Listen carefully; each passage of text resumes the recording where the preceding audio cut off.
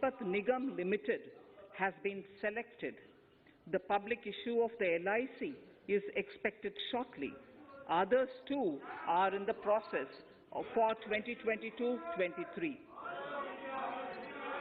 The National Bank आपको पर्याप्त मौका पर्याप्त अवसर मिलेगा, बेटे बेटे टिप्पणी मत कीजिए. The National Bank for Infrastructure Development and National Asset Reconstruction Company have commenced their activities. Honorable Speaker, sir, Budget 2021-22 had provided a sharp increase in provision for public investment or capital expenditure. Throughout the year, with the Honorable Prime Minister guiding the implementation, our economic recovery is continuing to benefit from the multiplier effect.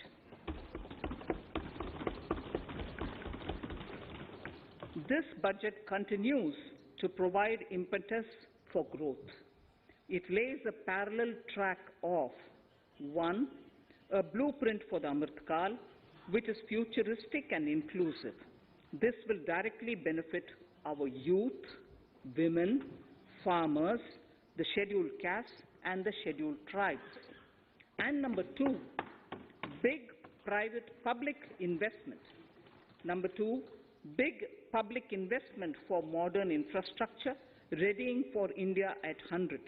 This shall be guided by PM Gati Shakti and be benefited by the synergy of multimodal approach. Moving forward on this parallel track, we lay the following 4 priorities: PM Gati Shakti, inclusive development, productivity enhancement and investment, sunrise opportunities, energy transition and climate action, and 4, financing of investments.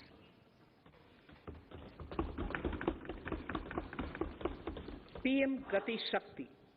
PM Gati Shakti is a transformative approach for economic growth and sustainable development.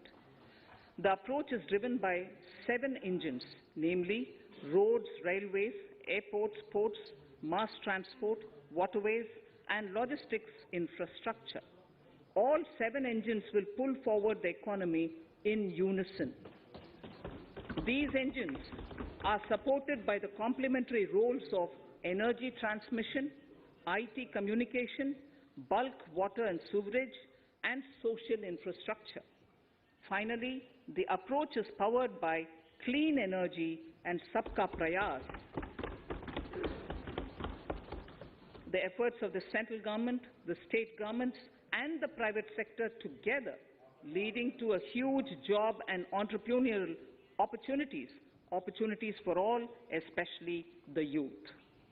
PM Gati Shakti Master Plan, National Master Plan. The scope of PM Gati Shakti National Master Plan will encompass the 7 engines for economic transformation, seamless multimodal connectivity, and logistics efficiency.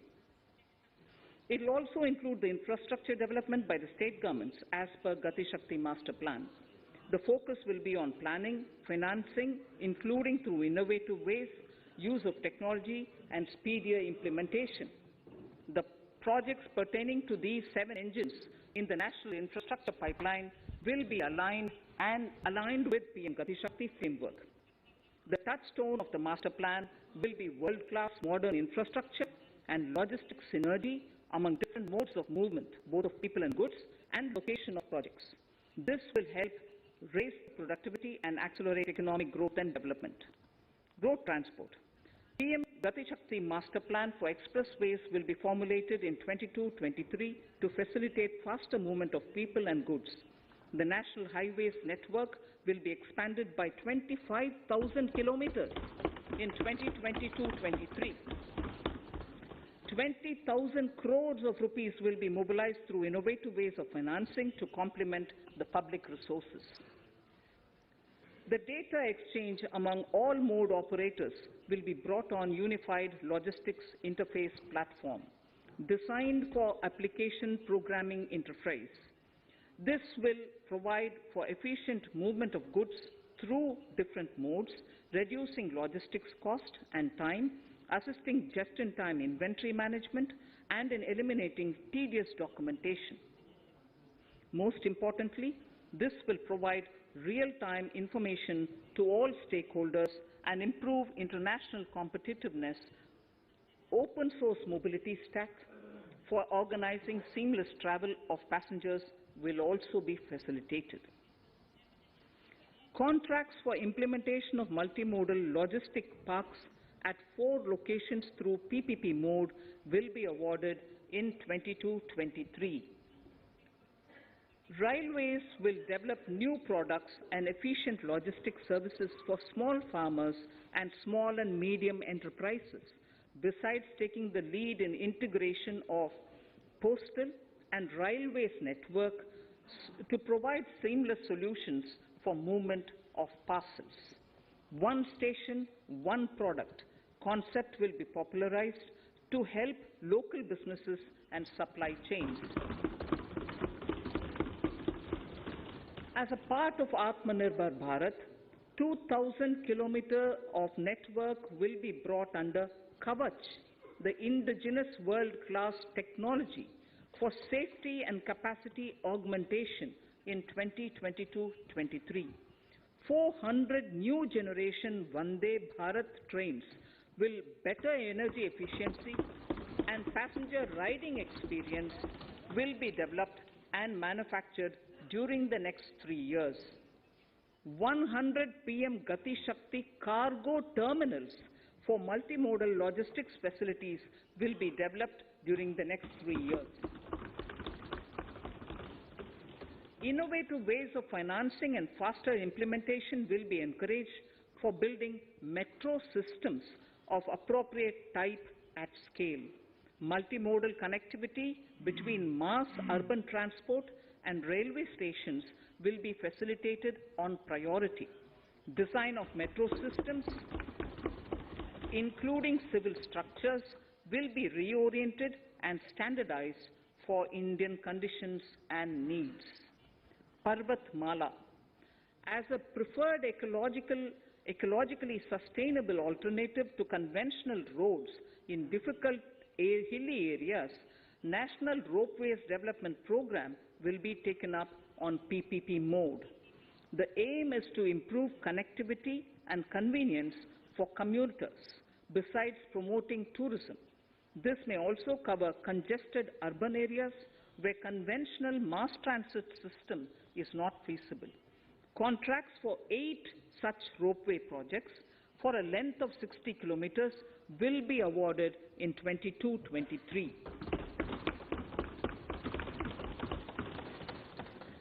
With technical support from the Capacity Building Commission, central ministries, state governments, and their infra agencies will have their skills upgraded. This will ramp up capacity in planning, design, financing, including innovative ways, and implementation management of the PM Gati Shakti infrastructure projects. Inclusive development, our second priority. Agriculture. The procurement of wheat in Rabi 21-22 and the estimated procurement of paddy in Kharif 21-22 will cover 1,208 lakh metric tons of wheat and paddy from 163 lakh farmers, and 2.37 lakh crores will be the direct payment of MSP value to their accounts. Chemical-free natural farming will be promoted throughout the country with a focus on farmers' lands in 5-kilometer wide corridors along the river Ganga at the first stage. 2023 has been announced as the International Year of Millets. Support will be provided for post-harvest value addition, enhancing domestic consumption, and for branding millet products nationally and internationally. To reduce our dependence on import of oil seeds, a rationalized and comprehensive scheme to increase domestic production of oil seeds will be implemented. For delivery of digital and high-tech services to farmers, with involvement of public sector research and extension institutions, along with private agri-tech players and stakeholders of agri-value chains, a scheme in PPP mode will be launched.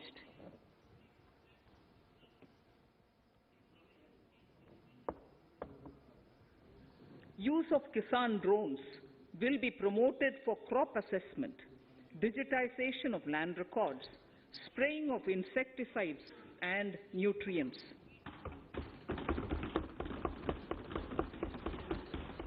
States will be encouraged to revise syllabi of agricultural universities to meet the needs of natural, zero budget and organic farming, modern day agriculture, value addition and management.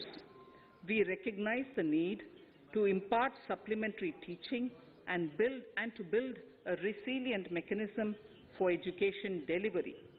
For this purpose, One Class, One TV channel program of PM E-Vidya will be expanded from 12 to 200 TV channels. This will enable all states to provide supplementary education in regional languages for classes 1 to 12.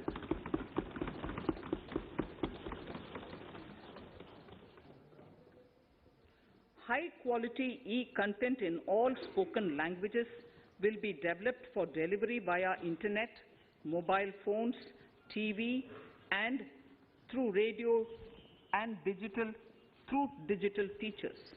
A competitive mechanism for development of quality e-content by the teachers will be set up to empower and equip them with digital tools of teaching and facilitate better learning outcomes.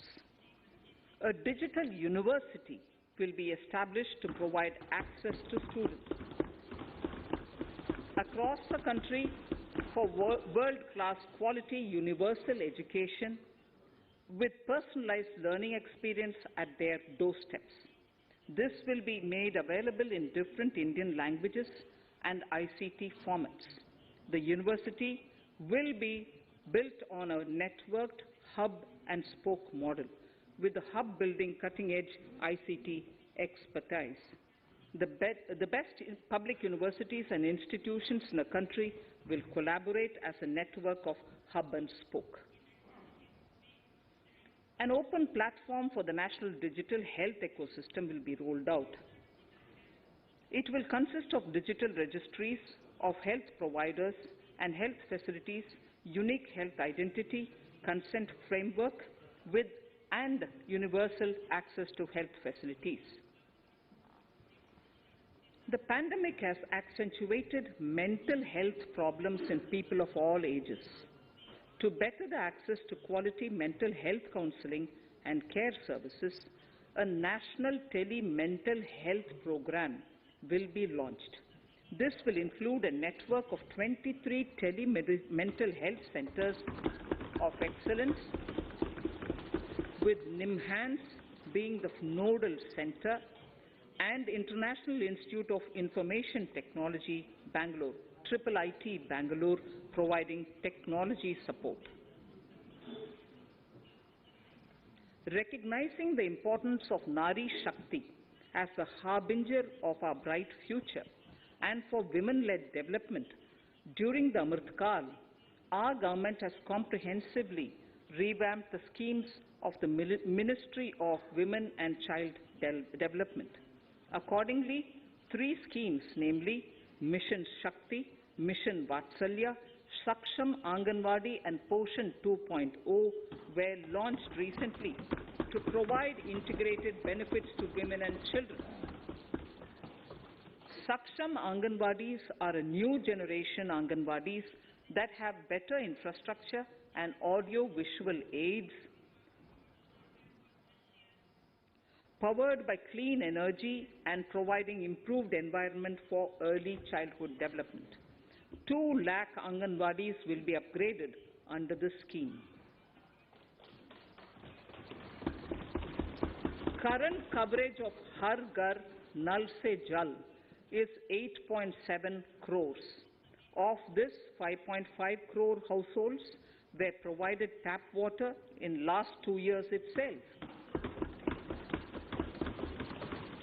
Allocation of 60,000 crores of rupees has been made with an aim to cover 3.8 crore households in 2022 and 23. In 22-23, 80 lakh houses will be completed for the identified eligible beneficiaries of the PM Awas Yojana, both rural and urban. 48,000 crores is allotted for this purpose. The central government will work with the state governments for reduction of time required for all land and construction-related approvals, for promoting affordable housing for middle class and for the economically weaker sections in urban areas. We shall also work with the financial sector regulators to expand access to capital along with reduction in cost of intermediaries. A new scheme, Prime Minister's Development Initiative for the Northeast, will be implemented through the Northeastern Council. It will fund infrastructure in the spirit of PM Gati Shakti and social development projects based on felt needs of the Northeast. This will enable livelihood activities for youth and women, filling the gaps in various sectors. It will not be a substitute for existing central or state schemes. While the central ministries may also post their candidate projects, priority will be given to those posted by the states. An initial allocation of 1,500 crores of rupees will be made, and the initial list of projects is given in Annexure 1 of my speech. Our vision to improve the quality of life of citizens in the most backward districts of the country through Aspirational Districts program has been translated into reality in a very short span of time. 95% of those 112 districts have made significant progress in key sectors such as health, nutrition, financial inclusion, and basic infrastructure. They have surpassed even some of the state average values.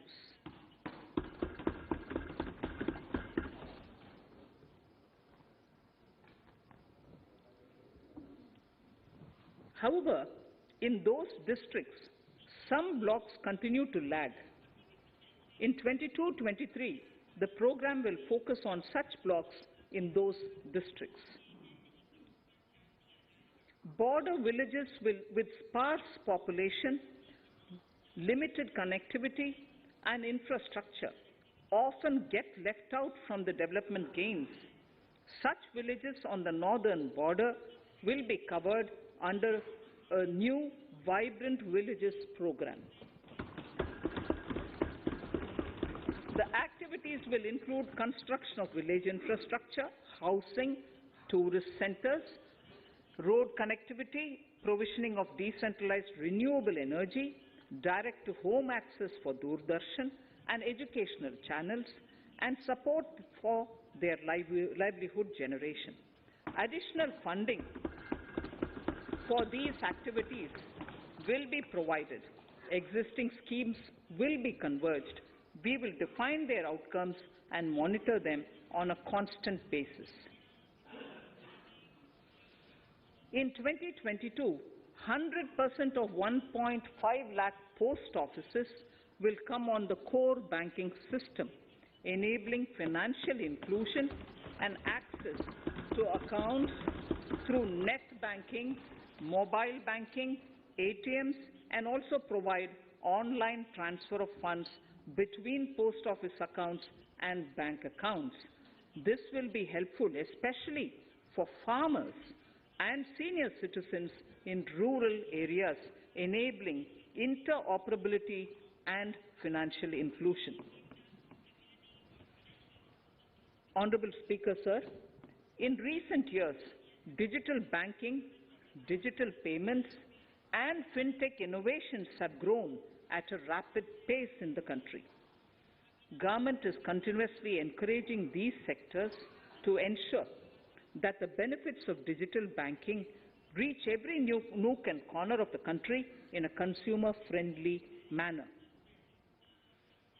Taking forward this agenda and to mark 75 years of our independence, it is proposed to set up 75 digital banking units in 75 districts of the country by scheduled commercial banks. The financial support for digital payment ecosystem announced in the previous budget will continue in 22-23 as well. This will encourage further adoption of digital payments. There will also be a focus to promote use of payment platforms that are economical and user-friendly.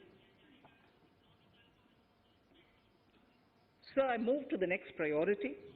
In recent years, over 25,000 compliances were reduced and nearly 1,500 union laws were repealed. This is the result of our government's strong commitment for minimum government and maximum governance. 1,486 union laws were repealed. Our trust in the public and ease of doing business is what is highlighted here, sir. For the Amrit Kal, the next phase of ease of doing business 2.0 and ease of living will be launched. In our endeavor to improve productive efficiency of capital and human resources, we will follow the idea of trust-based governance. The new phase will be guided by an active involvement of the states,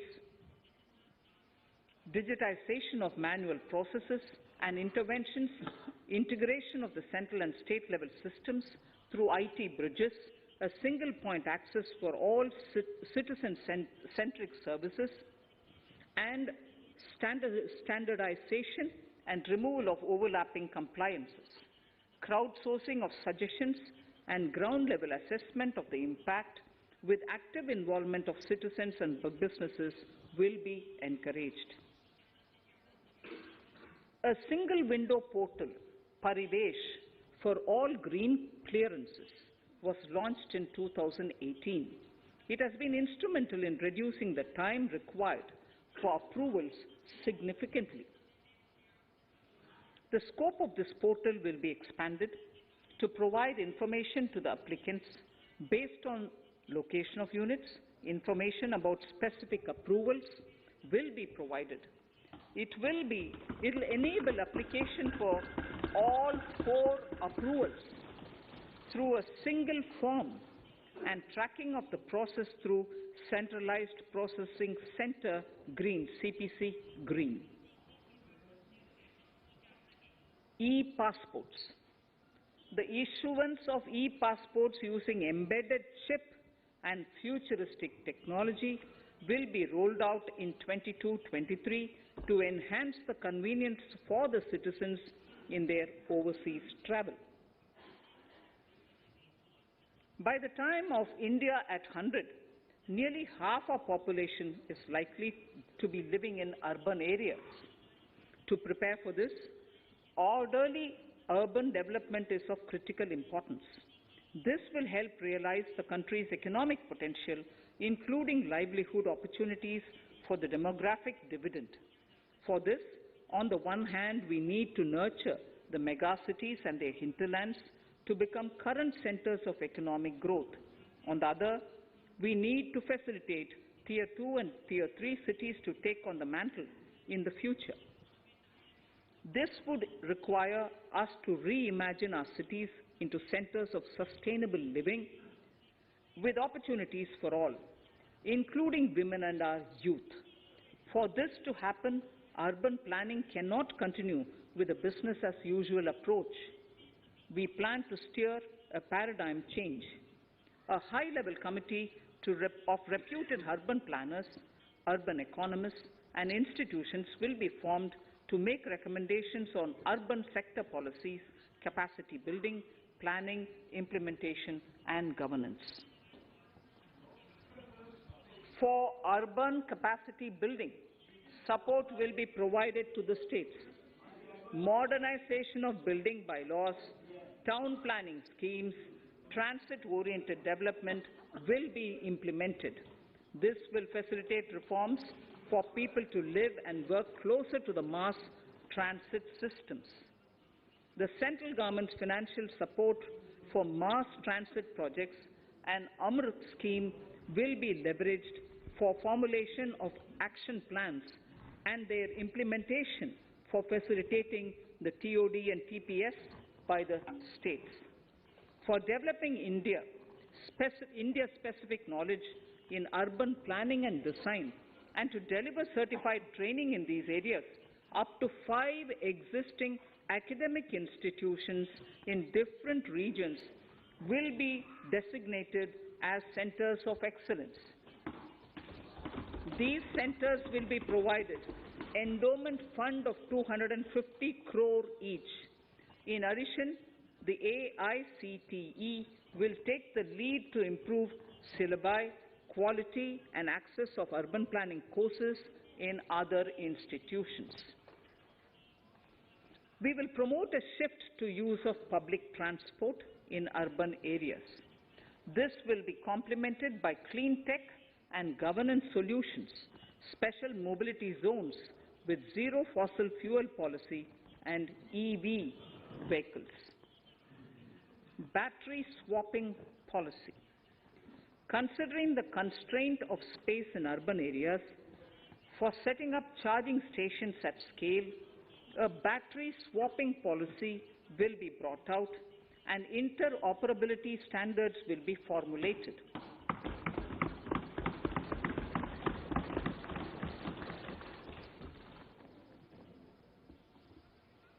The private sector will be encouraged to develop sustainable and innovative business models for battery or energy as a service.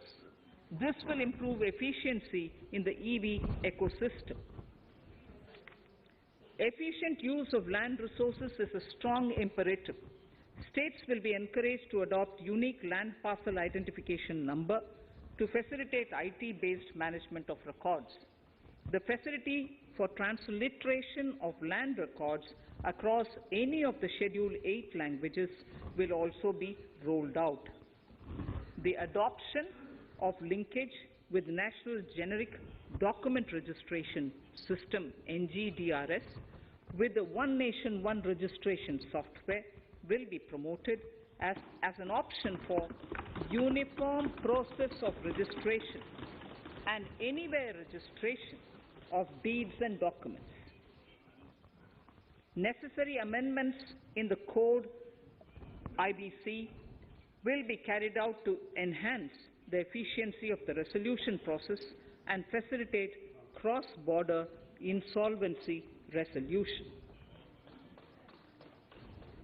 Accelerated corporate exit. Several IT-based systems have been established for accelerated registration of new companies. Now the Center for Processing Accelerated Corporate Exit, CPACE, will process re-engineering, will be established to facilitate and speed up the voluntary winding up of these companies from the currently required 2 years to less than 6 months. Government procurement. Government rules have recently been modernized for the needs of Amritkal. The new rules have benefited from the inputs from various stakeholders. The modernized rules allow use of transparent quality criteria besides cost and evaluation of complex tenders. Provisions have been made for payment of 75% of running bills mandatorily within 10 days and for encouraging settlements of disputes through conciliation. As a further step to enhance transparency and to reduce delays in payments, a completely paperless, end-to-end online e-bill system will be launched for use by all central ministries for their procurement. The system will enable the suppliers and contractors to submit online their digitally signed bills and claims and track their status from anywhere. To reduce indirect cost for suppliers and work contractors, the use of surety bonds as a substitute for bank guarantee will be made acceptable in government procurements. Business such as gold imports may also find this useful. IRDAI, insurance regulator, has given the framework for issue of surety bonds by insurance companies. AVGC Promotion Task Force. The animation, visual effects, gaming and comic, the AVGC sector, offers immense potential to employ youth. An AVGC Promotion Task Force with all stakeholders will be set up to recommend ways to realize this and build domestic capacity for serving our markets and the global demand. Telecom sector. Telecommunications in general and 5G technology in particular can enable growth and offer job opportunities. Required spectrum auctions will be conducted in 2022 to facilitate rollout of 5G mobile services within 2022-23 by private telecom providers. A scheme for design-led manufacturing will be launched to build a strong ecosystem for 5G as part of the production-linked incentive scheme. To enable affordable broadband and mobile service proliferation in rural and remote areas, 5% of annual collections under the Universal Service Obligation Fund will be allocated. This will promote R&D and commercialization of technologies and solutions. Our vision is that all villages and their residents should have the same access to e-services, communication facilities, and digital resources as urban areas and their residents. The contracts for laying optical fiber in all villages, including remote areas, will be awarded under the BharatNet project through PPP in 22 and 23. Completion is expected in 2025. Measures will be taken to enable better and more efficient use of the optical fiber. Export promotion.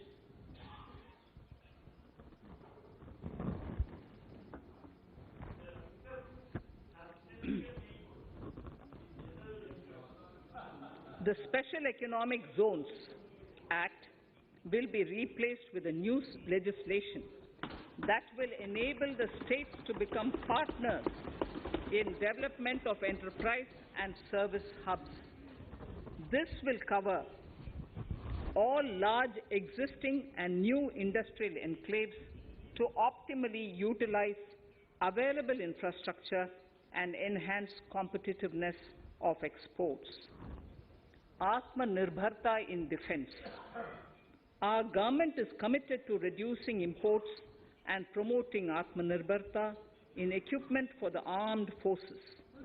68% of the capital procurement budget will be earmarked for domestic industry in 22-23, up from 58% in 21-22. Defense R&D will be opened up for industry, startups and academia, with 25% of defense R&D budget earmarked. Private industry will be encouraged to take up design and development of military platforms and equipment in collaboration with DRDO and other organizations through SPV model. An independent nodal umbrella body will be set up for meeting wide-ranging testing and certification requirements. Artificial intelligence, geospatial systems and drones, semiconductor and its ecosystem, space economy, genomics and pharmaceuticals, green energy and clean mobility systems have immense potential to assist sustainable development at scale and modernize the country. They provide employment opportunities for our youth and make Indian industry more efficient and competitive. Supportive policies, light touch regulations, facilitative actions to build domestic capacities and promotion of research and development will guide the government's approach. For R&D in the sunrise opportunities, in addition to efforts of collaboration among academia, industry and public institutions, government contribution will be provided. Energy transition and climate change. The risks of climate change are the strongest negative externalities that affect India and other countries. As Honorable Prime Minister said at the COP26 summit in Glasgow last November, and I quote, "What is needed today is mindful and deliberate utilization instead of mindless, destructive consumption," unquote. The low-carbon development strategy, as enunciated in the Panchamrit that he announced is an important reflection of our government's strong commitment towards sustainable development. The strategy opens up huge employment opportunities and will take the country on a sustainable development path. This budget proposes several near-term and long-term actions accordingly. Solar power. To facilitate domestic manufacturing for the ambitious goal of 280 gigawatts of installed solar capacity by 2030, an additional allocation of 19,500 crores for PLI, production-linked incentives, for manufacturing of high-efficiency modules with priority to fully integrate manufacturing units from polysilicon to solar PV modules will be made. Honorable Speaker, sir, the circular economy transition is expected to help in productivity enhancement as well as creating large opportunities for new businesses and jobs. The action plans for 10 sectors such as electronic waste, end-of-life vehicles, used oil waste, toxic and hazardous industrial waste are already ready. The focus will now be on addressing important cross-cutting issues of infrastructure, reverse logistics, technology upgradation, and integration with informal sector. This will be supported by active public policies covering regulations, extended producers' responsibilities, framework, and innovation facilities. 5 to 7% biomass pellets will be co-fired in thermal power plants, resulting in carbon dioxide savings of 38 MMT annually. This will also provide extra income to farmers and job opportunities to locals and help avoid stubble burning in agricultural fields. Saving energy is an important aspect of the energy management. Hence, energy efficiency and savings measures will be promoted. This will be done in large commercial buildings through the energy service company business model. It will facilitate capacity building and awareness for energy audits, performance contracts, and common measurement of and verification protocol. 4 pilot projects for coal gasification and conversion of coal into chemicals required for the industry will be set up to evolve technical and financial viability. the policies and required legislative changes to promote agroforestry and private forestry will be brought in. In addition, financial support will be provided to farmers belonging to scheduled castes and scheduled tribes who want to take up agroforestry. Honourable Speaker, I now move to the fourth priority, financing of investments. Capital investment holds the key to speedy and sustainable economic revival and consolidation through its multiplier effect. Capital investment also helps in creating employment opportunities, induced enhanced demand for manufactured input from large industries and MSMEs, services from professionals, and help farmers through better agri-infrastructure. The economy has shown strong resilience to come out of the effects of the pandemic with high growth. However, we need to sustain that level to make up for the setback of 2020-2021. As outlined in para 5 earlier, the virtuous cycle of investment requires public investment to crowd in private investment. At this stage, private investments seem to require that support to rise to their potential and to the needs of the economy. Public investment must continue to take the lead and prime the private investment and demand in 2022-23. Considering the above imperative, the outlay for capital expenditure in the Union budget is once again being stepped up sharply by 35.4% from 5.54 lakh crore in the current year to 7.50 lakh crores in 22-23. This has increased to more than 2.2 times the expenditure of 2019-20. This outlay in 22-23 will be 2.9% of the GDP. Effective capital expenditure. With this investment taken together with the provision made for creation of capital assets through grants and aid to states, the effective capital expenditure of the central government is estimated at 10.68 lakh crores in 22-23, which will be about 4.1% of the GDP. Green bonds. As a part of the government's overall market borrowings in 22-23, sovereign green bonds will be issued for mobilizing resources for green infrastructure.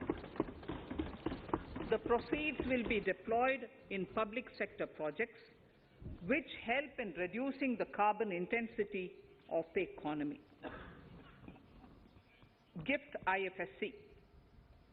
World-class foreign universities and institutions will be allowed in the GIFT City to offer courses in the financial management, fintech, science, technology, engineering and mathematics free from domestic regulations except those by the IFSCA to facilitate availability of high-end human resources for financial services and technology. An international arbitration center will be set up in the GIFT City for timely settlement of disputes under international jurisprudence. Services for global capital for sustainable and climate finance in the country will be facilitated in the GIFT City.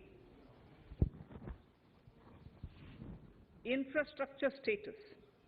Data centers and energy storage systems, including dense charging infrastructure and grid-scale battery systems, will be included in the harmonized list of infrastructure. This will facilitate credit availability for digital infrastructure and clean energy storage. Venture capital and private equity invested more than 5.5 lakh crores last year, facilitating one of the largest startup growth systems. Scaling up this investment requires a holistic examination of regulatory and other frictions. An expert committee will be set up to examine and suggest appropriate measures. Government-backed funds, NIIF and SIDBI, Fund of Funds, have provided scale capital, creating a multiplier effect. For encouraging important sunrise sectors such as climate action, deep tech, digital economy, pharma, and agri-tech, the government will promote these thematic funds for blended finance, with the government share being limited to 20% and the funds being managed by private fund managers.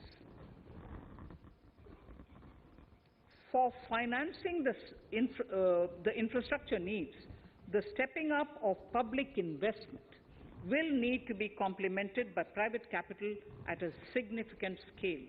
Measures will be taken to enhance financial viability of projects, including PPP, with technical and knowledge assistance from multilateral agencies. Enhancing financial viability shall also be obtained by adopting global best practices, innovative ways of financing, and balanced risk allocation. Digital rupee.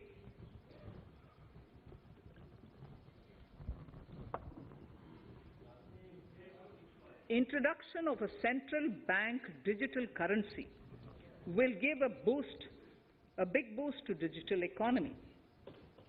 Digital currency will also lead to a more efficient and cheaper currency management system. It is therefore proposed to introduce digital rupee using blockchain and other technologies to be issued by the Reserve Bank of India starting 2022 and 23. Financial assistance to states for capital investment. Reflecting the true spirit of cooperative federalism, the central government is committed to bolstering the hands of the states in enhancing their capital investment towards creating productive assets and generating remunerative employment.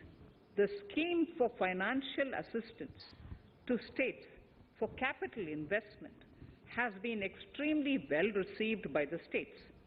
In deference to the requests received during my meeting with the chief ministers and state finance ministers, the outlay for this scheme is being enhanced from 10,000 crores in the budget estimates to 15,000 crores in the revised estimates for the current year.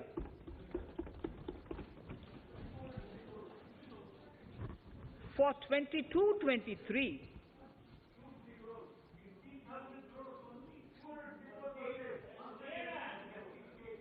I'll repeat that sentence for the benefit of many of our honorable members. In deference to the requests received during my meeting with chief ministers and state finance ministers, the outlay for this scheme is being enhanced from 10,000 crores in the BE to 15,000 crores, 15,000 crores in the RE of the current year.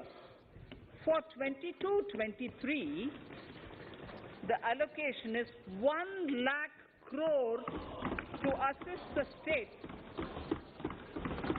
in catalyzing the overall investments in the economy. These 50-year interest-free loans are over and above the normal borrowings allowed to the states,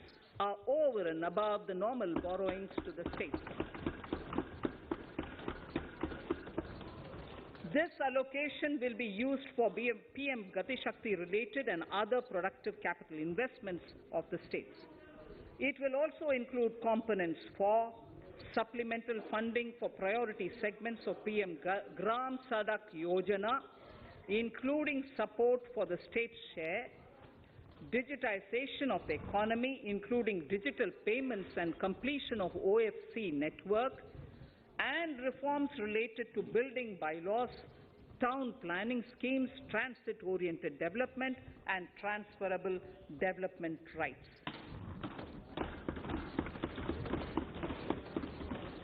In 22-23, in accordance with the recommendations of the 15th Finance Commission, the states will be allowed a fiscal deficit of 4% of the GSDP, of which 0.5% will be tied to power sector reforms, for which the conditions have already been communicated in 21-22. Fiscal management. As against a total expenditure of 34.83 lakh crores of rupees projected in the BE 21-22, the revised estimate is 37.70 lakh crores. The revised estimate of capital expenditure is 6.3 lakh crores of rupees. This includes an amount of 51,971 crores towards settlement of outstanding guaranteed liabilities of Air India and its other sundry commitments. Coming to the budget estimates, Honourable Speaker, sir, the total expenditure in 22-23 is estimated at 39.45 lakh crores, while the total receipts other than borrowings are estimated at 22.84 lakh crores of rupees.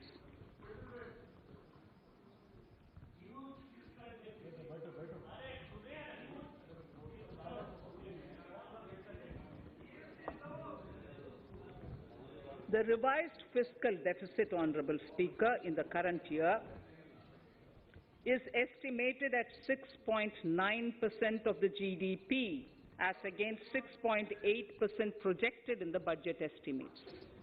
The fiscal deficit is in 22-23 is estimated at 6.4% of the GDP, which is consistent with the broad path of the fiscal consolidation announced by me last year to reach a fiscal deficit level below 4.5% by 25-26. While setting the fiscal deficit level in 22-23, I am conscious of the need to nurture growth through public investment to become stronger and sustainable. I will now move to Part B of my speech.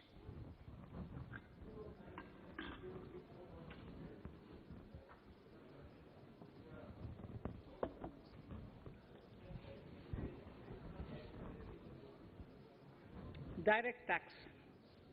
Honourable Speaker, sir, I take this opportunity to thank all the taxpayers of our country who have contributed immensely and strengthened the hands of the government in helping their fellow citizens in this hour of need. So I have brought in a little verse from the Mahabharata. I won't spend more time reading because I would like the speech to get enough time. However, the substance of it is the king must make arrangements for Yogakshema, which is the welfare of the populace, by way of abandoning any laxity and by governing the state in line with Dharma, along with collecting taxes which are in consonance with Dharma. This is Mahabharata Shanti Parva Adhyaya, Shloka 11 from 72. Drawing wisdom from our ancient texts, we continue on the path to progress. The proposals in this budget, while continuing with our declared policy of stable and predictable tax regime, intend to bring more reforms that will take ahead our vision to establish a trustworthy tax regime. This will further simplify the tax system, promote voluntary compliance by taxpayers, and reduce litigation. Introducing new updated return. India is growing at an accelerated pace and people are undertaking multiple financial transactions.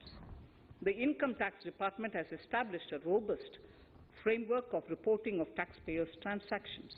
In this context, some taxpayers may realize that they have committed omissions or mistakes in correctly estimating their income for tax payment. To provide an opportunity to correct such errors, I'm proposing a new provision permitting taxpayers to file an updated return on payment of additional tax. This updated return can be filed within 2 years from the end of the relevant assessment year.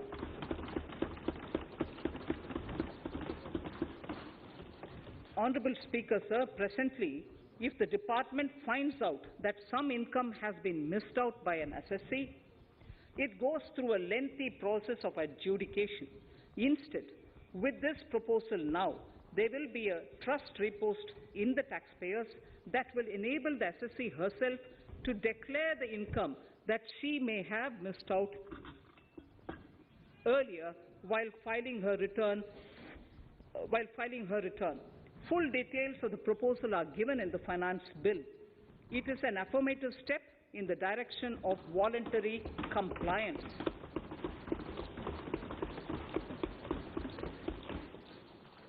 Reduced alternative minimum tax rate and surcharge for cooperatives.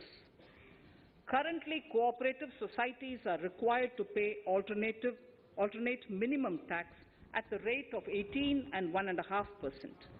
However, companies pay the same rate, the same, which is the alternate minimum tax, at the rate of 15%.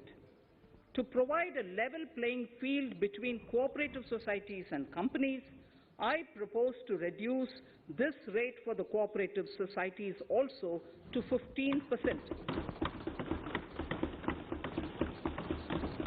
Honourable Speaker, sir, I also propose to reduce the surcharge on cooperative societies from the present 12% to 7% for those having total income of more than 1 crore and up to 10 crores.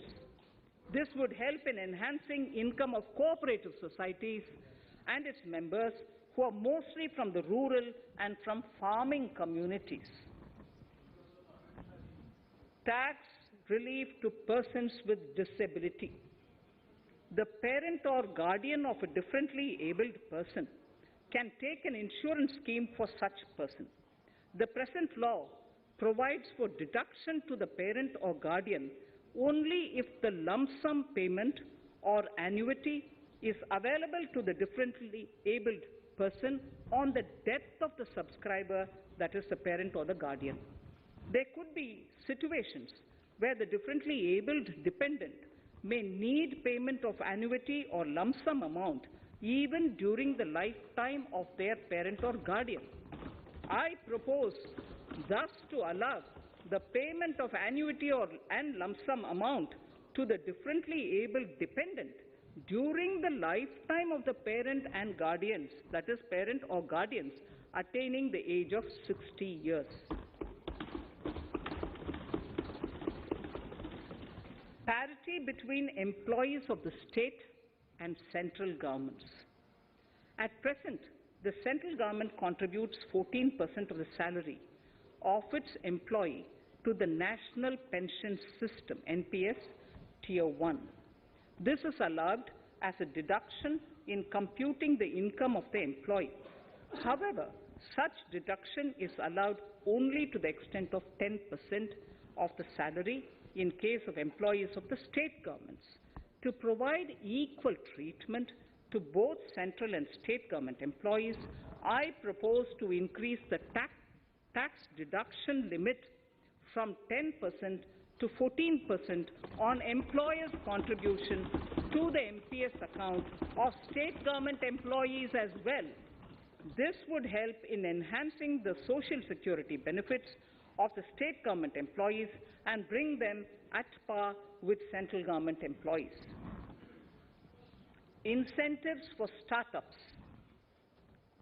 Startups have emerged as drivers of growth for our economy. Over the past few years, the country has seen a manifold increase in successful startups. Eligible startups established before 31/3/2022 had been provided a tax incentive for 3 consecutive years out of the 10 years from incorporation. In view of the COVID pandemic, I propose to extend the period of incorporation of the eligible startup by 1 more year, that is up to 31/3/2023, for providing such tax incentives.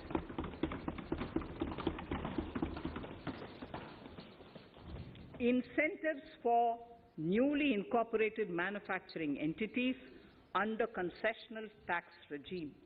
In an effort to establish a global competitive business environment for certain domestic companies, a concessional tax regime of 15% was introduced by our government for newly incorporated domestic manufacturing companies.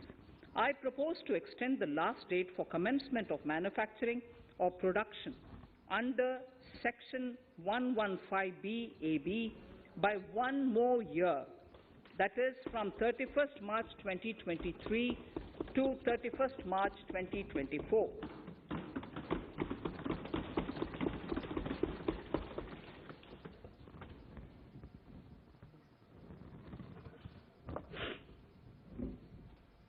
Scheme for taxation of virtual digital assets. There has been a phenomenal increase in transaction in virtual digital assets. The magnitude and frequency of these transactions have made it imperative to provide for a specific tax regime. Accordingly, for the taxation of virtual digital assets, I propose to provide that any income from transfer of any virtual digital asset shall be taxed at the rate of 30%, 30%. No deduction in respect of any expenditure or allowance shall be allowed while computing such income except cost of acquisition. Further, loss from transfer of virtual digital asset cannot be set off against any other income. Further, in order to capture the transaction details, I also propose to provide for TDS on payment made in relation to transfer of virtual digital asset at the rate of 1% of such consideration above a monetary threshold. Gift of virtual digital asset is also proposed to be taxed in the hands of the recipient.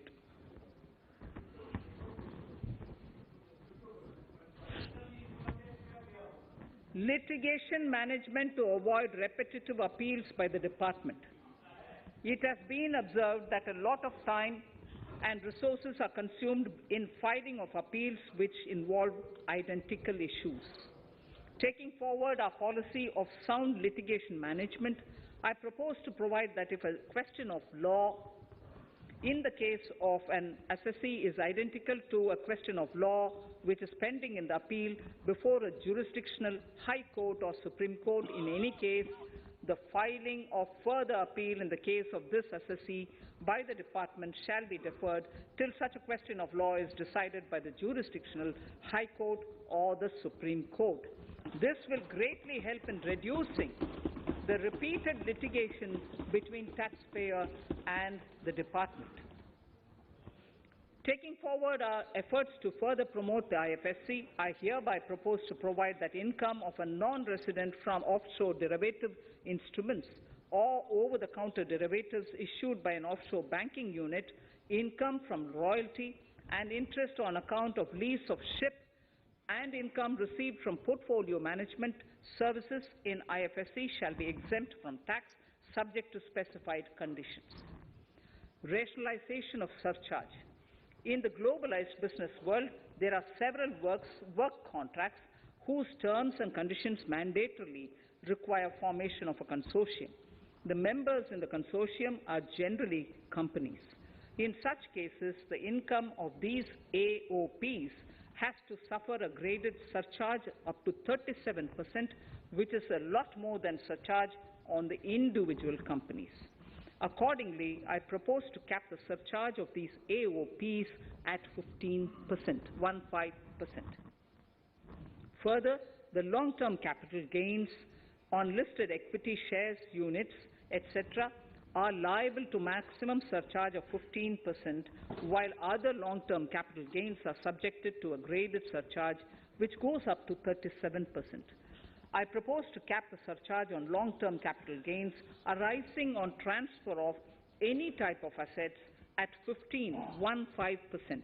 This step will give a boost to startup community, and along with my proposal on the extended tax benefits to manufacturing companies and startups, reaffirms our commitment to Atmanirbhar Bharat.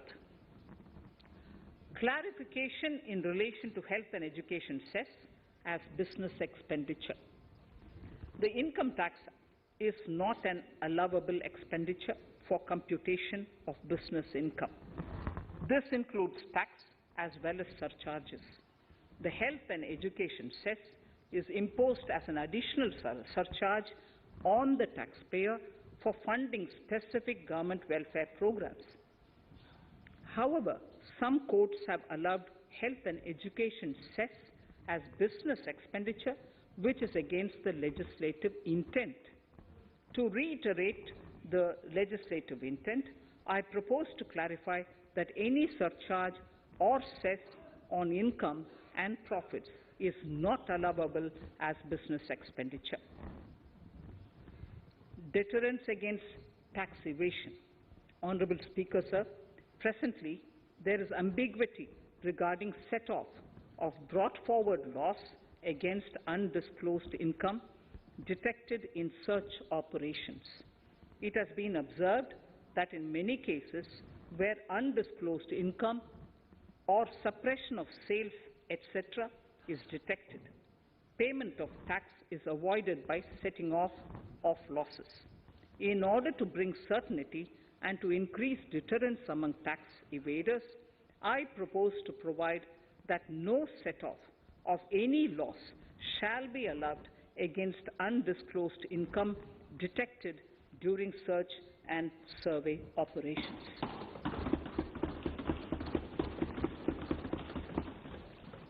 It has been noticed that as a business promotion strategy, there is a tendency on businesses to pass on benefits to their agents. Such benefits are taxable in the hands of the agents. In order to track such transactions, I propose to provide for tax deduction by the person giving benefits if the aggregate value of such benefits exceeds 20,000 rupees during the financial year. A few other changes are being made, the details of which are there in the finance bill. Indirect taxes. So remarkable progress in GST. GST has been a landmark reform of independent India, showcasing the spirit of cooperative federalism. While aspirations were high, there were huge challenges too. These challenges were overcome deftly and painstakingly under the guidance and the oversight of the GST Council. We can now take pride in a fully IT-driven and progressive GST regime that has fulfilled the cherished dream of India as one market, one tax. There are still some challenges remaining, and we aspire to meet them in the coming year. The right balance between facilitation and enforcement has engendered significantly better compliance, and enforcement has engendered better compliance. GST revenues are buoyant despite the pandemic. I would bring in something which I've got to know this morning, not part of my speech, but worth putting in here for the knowledge of the Honourable House. I would like to bring to the notice of this House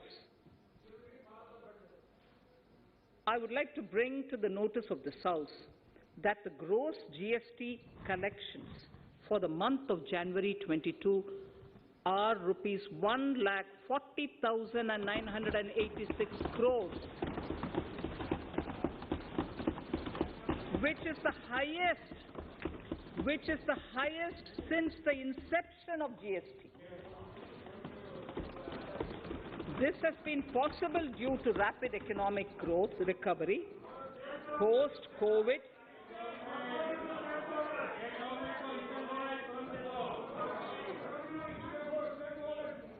This has been possible due to the rapid economic recovery post-COVID, as well as various policy and administration undertaken by central and state tax administrations.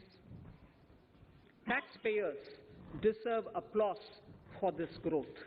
Not only did they adapt to the changes, but enthusiastically contributed to the cost of paying taxes. Special economic zones.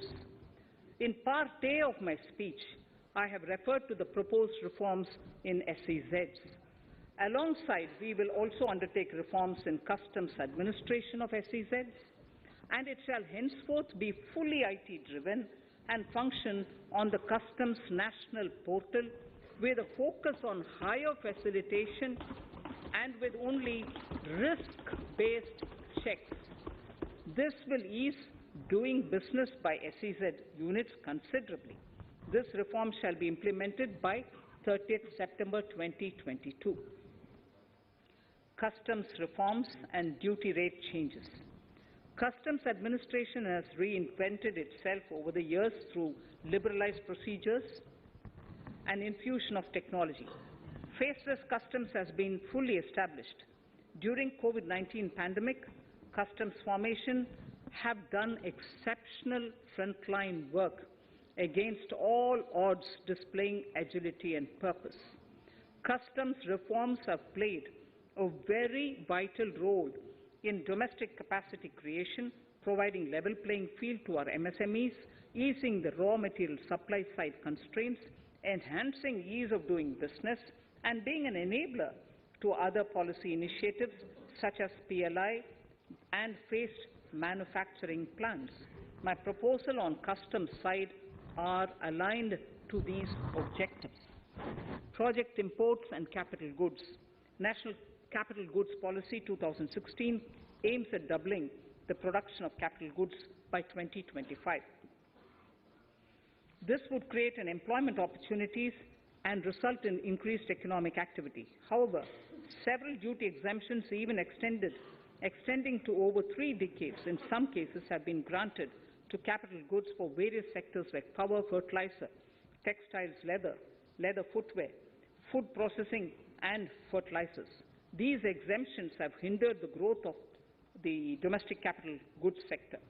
Similarly, project import duty concessions have also deprived the local producers of a level playing field in areas like coal mining projects, power generation, transmission or distribution projects, railway and metro projects.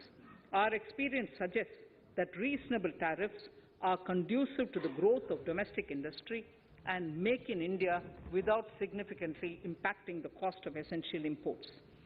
Accordingly, Honourable Speaker, Sir, it is proposed to phase out the concessional rates in capital goods and project imports gradually and apply a moderate tariff of 7.5%. Certain exemptions for advanced machineries that are not manufactured within the country shall continue. A few exemptions are being introduced on inputs like specialized castings, ball screw, and linear motion guide to encourage domestic manufacturing of capital goods. In the last 2 budgets, we have rationalized several customs exemptions. We have once again carried out an extensive consultation, including by crowdsourcing. As a result of these consultations, more than 350 exemption entries are proposed to be gradually phased out. These include exemptions on certain agricultural produce,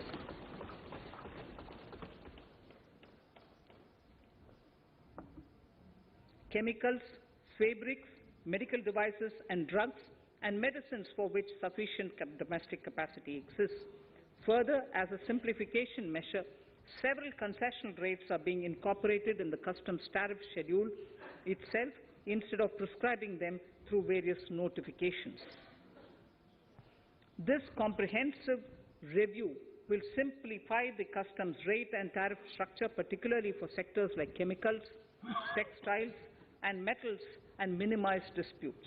Removal of exemption on items which are or can be manufactured in India and providing concessional duties on raw material that go into manufacturing of intermediate products will go many a step forward in achieving our objective of Make in India and Atmanirbhar Bharat.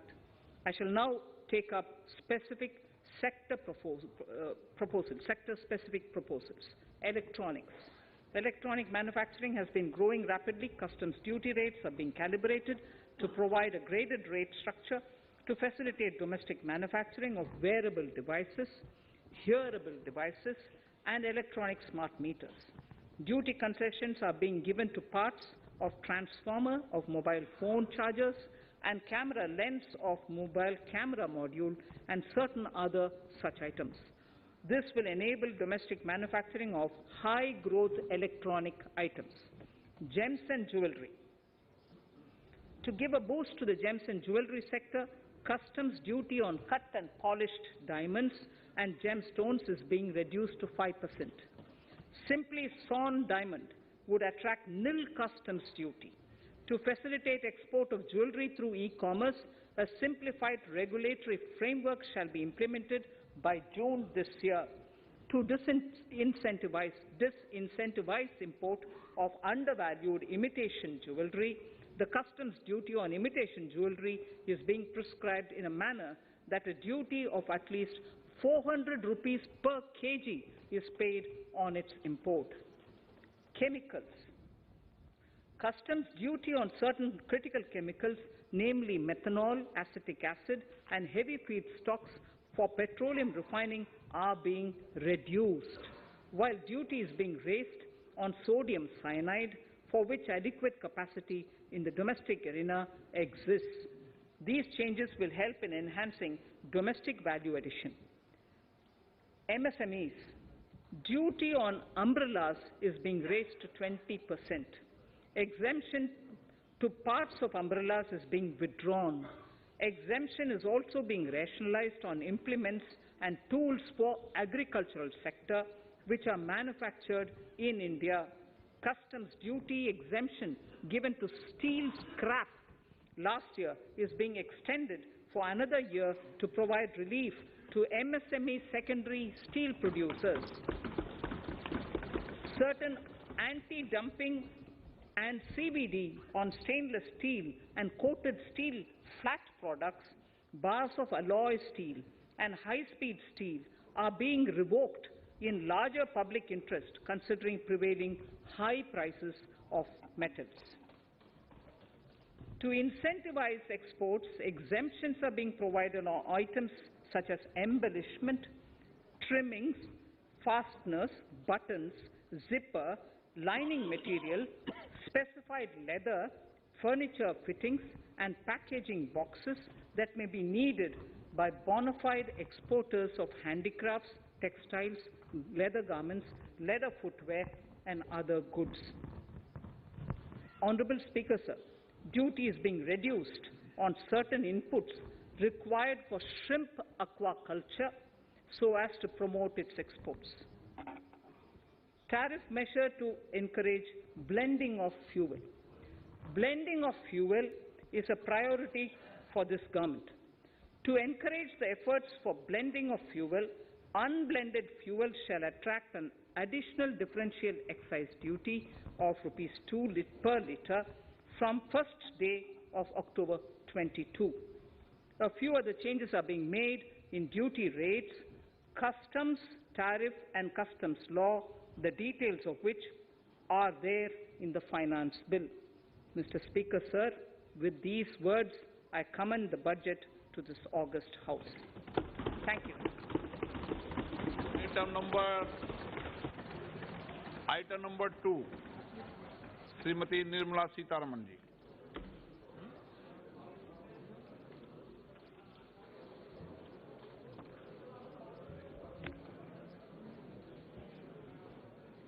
Sir, with your permission, I rise to lay on the table the following statements under Section 3(1) of the Fiscal Responsibility and Budget Management FRBM Act 2003.